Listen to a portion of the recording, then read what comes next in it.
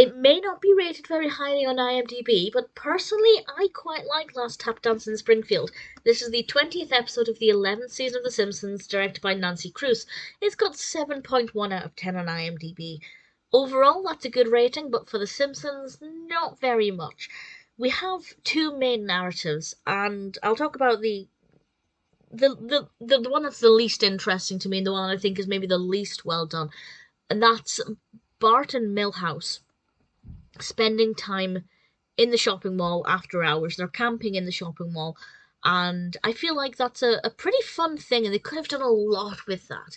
And they did a little bit with it, but I kind of think it would have been better served as a main narrative and the main focus taking up the bulk of the time, because for me that's a really fun concept. I think anybody given the chance would love to spend time in a shopping mall or a shopping centre and have free reign when no one else is there and just go in and out of all of the shops. It would be just bliss.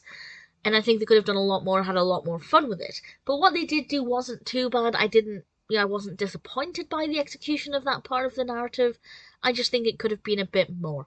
But the main narrative is one that I really enjoy. Not just because I'm currently trying to learn tap dancing. Lisa, one thing leads to another. I won't say exactly how, but Lisa ends up taking tap dancing lessons. And she's what you would imagine. She's got two left feet. And the teacher is a character called Vicki Valentine. Vicki Valentine is actually voiced by Tress MacNeille, but the character is blatantly based on Shirley Temple. Apparently Shirley Temple was offered the chance to voice the character, but that never happened. I don't think it was a case that she turned it down. I think it was just a case of not being able to at the time, but if anybody can confirm that or corroborate anything, please feel free to do so. But I love tap dancing, and seeing Lisa tap dance and hearing everything, for me that was absolutely splendid. We do have the direction it takes is pretty interesting, particularly with the final performance and the shoes that Lisa is wearing.